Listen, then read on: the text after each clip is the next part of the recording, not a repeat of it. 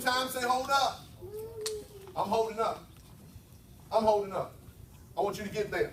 We're going to look at verse 11. In James 5, verse 11. They there. He there.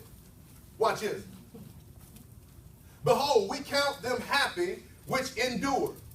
Ye have heard the patience of Job, and have seen the end of the Lord, that the Lord is very pitiful and of tender mercy. Now the Amplified says this. You have known now how we call those blessed happy, who are steadfast, who endured. Ye have heard the endurance of Job, and have seen the Lord's purpose, and how he richly blessed him in the end. Insomuch as the Lord is full of pity and compassion and tenderness and mercy. What he's telling us is we got to look back at Job's life. And everybody look at Job's life. The first process of Job's life, the devil took his stuff. Then he took his children. Then he attacked his body. Now, it sounds bad, but you got to first understand that God was in control of all of that. And just like what you're going through right now, God is still in control. He gave the devil limits and told him what he could touch and what he couldn't touch. Because God already knows what you got the power to overcome and what you don't have the power to overcome. So even though I'm going through, I thank God he's still in charge. But we look at Job. Job endured. His friends tried to get him off with God. Then his wife told him, curse God so you can go on and die.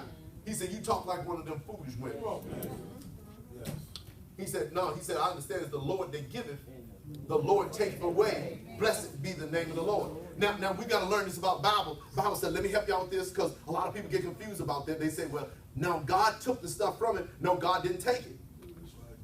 He allowed the devil to do it. Now what Job said was truly stated, but it was not a true statement. Are you with me? What he said was truly stated, because he said, the Lord giveth and the Lord take away. Blessed be the name. Job said that. It was a true statement in the Bible, but it's not a true statement. Because in the Old Testament, they never believed in the devil taking anything. That's the greatest job that the devil is used in the world right now, is to make folk think he don't exist. And that's how he's able to rob a lot of people, because we don't think the devil exists. Because television has colorized him and made him a cartoon character with a red suit, some horns, and a pitchfork. That's not the devil. The devil is the one that's attacking your mind this morning. The one that was telling you not to come to church. The one was telling you last night that you ain't going to be nothing, you're going to be stuck.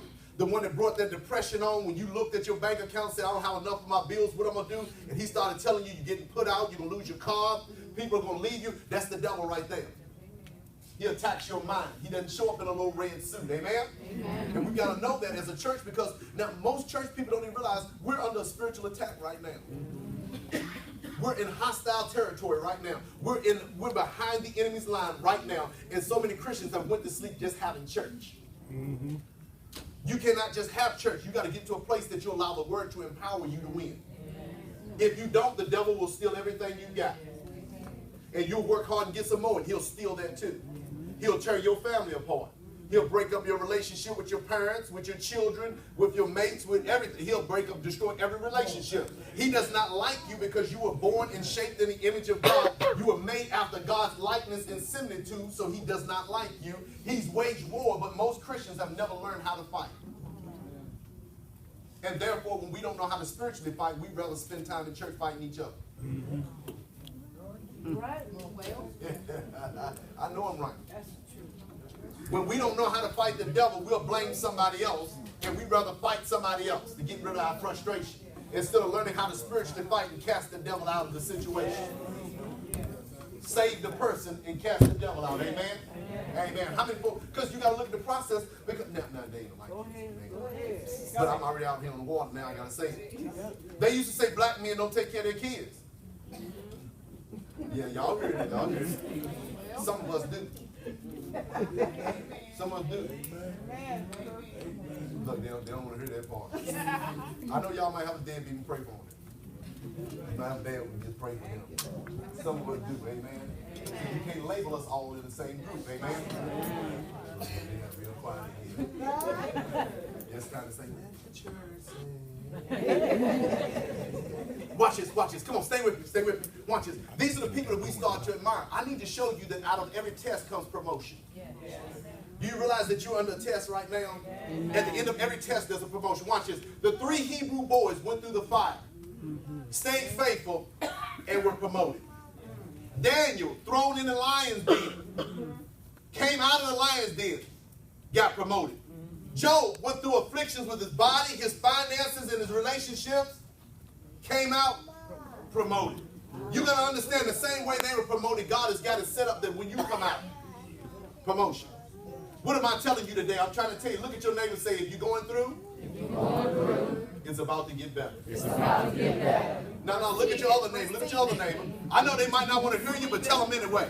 Tell them I'm testifying to you. Say, if you're going through, it's about to get better. It's about to get better.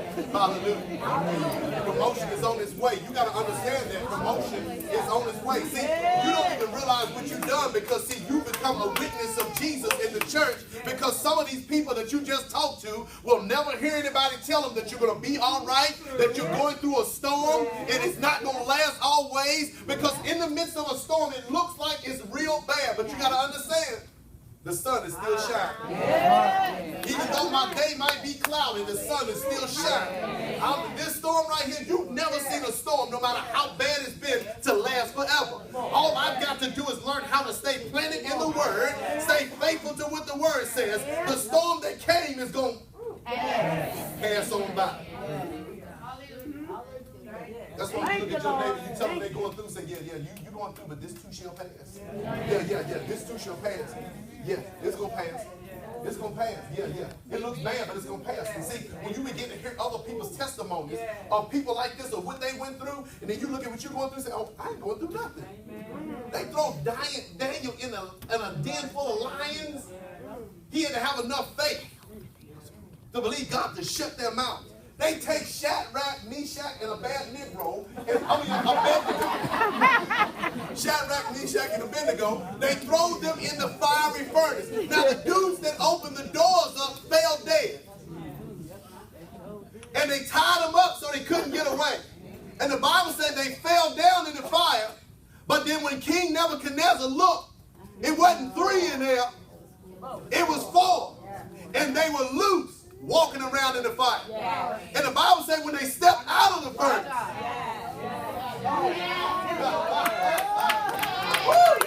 Bible said when they stepped out of the furnace, it had not even burnt their clothes. What are you trying to say, preacher? I'm trying to say you don't even look like what you come out of.